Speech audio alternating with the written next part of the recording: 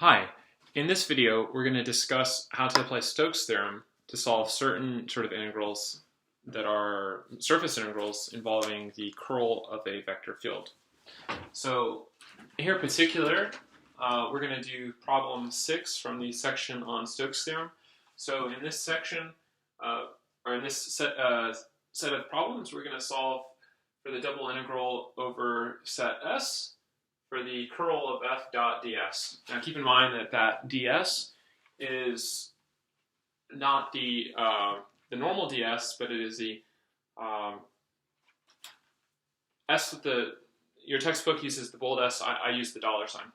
Okay, so in this example, problem 6, f is equal to that vector field that I have written, and s is the half of this ellipsoid that lies to the right of the xz plane. Okay, so an ellipsoid basically is a football, or you can think of it as like a crushed sphere. So it's a squished sphere. So if I just look at y, right, so assume that x and z are 0, then the value is going to be here, and it's going to be 2, right? So 1, 2, and it's going to do something like this, okay?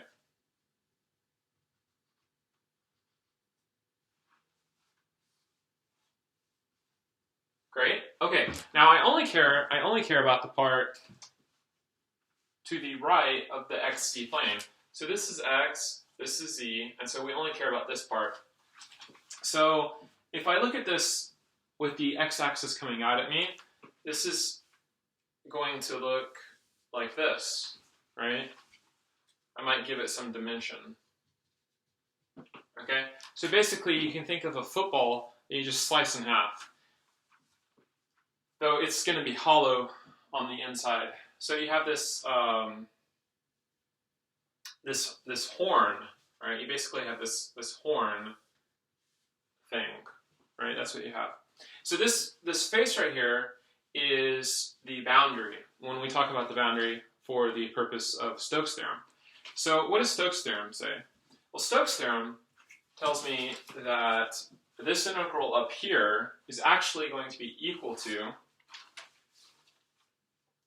the integral of f dot dr over c. What is c? C is the curve of the boundary to my object.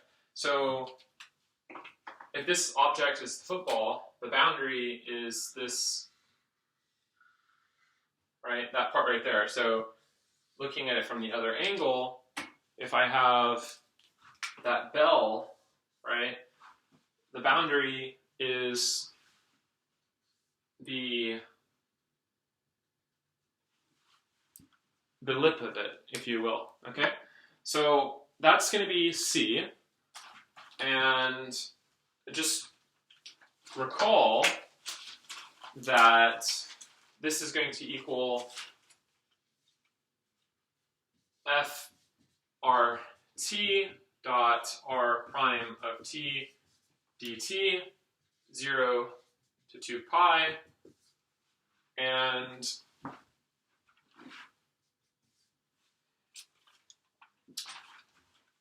why did I do 0 to 2 pi?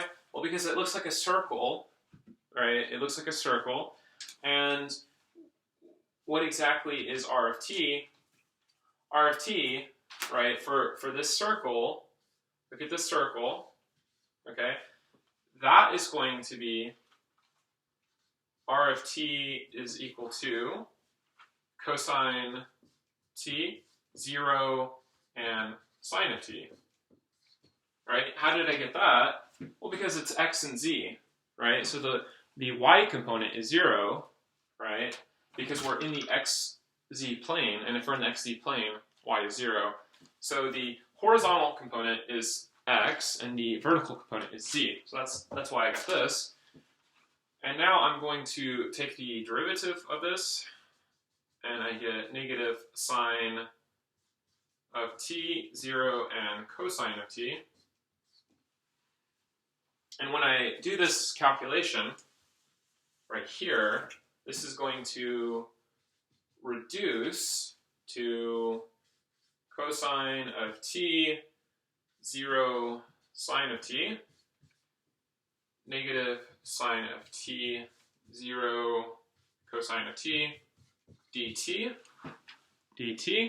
and then my final step is going to be 0 to 2 pi of 0 dt, and this is equal to 0.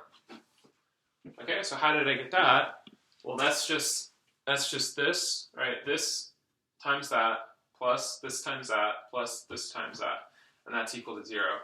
And so that proves that the original integral is actually just 0. Okay, so I will see you in the next video.